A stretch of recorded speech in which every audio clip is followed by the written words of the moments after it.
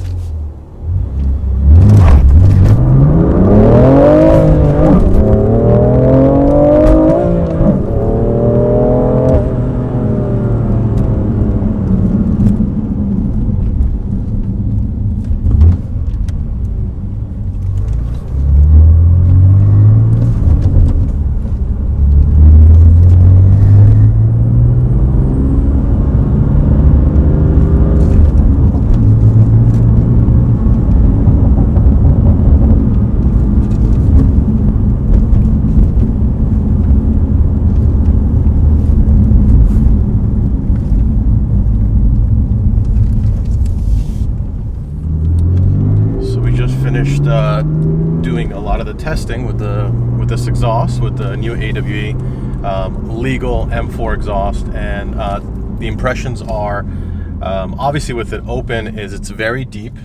what I really like about it is it's not raspy like most of the systems that are out there.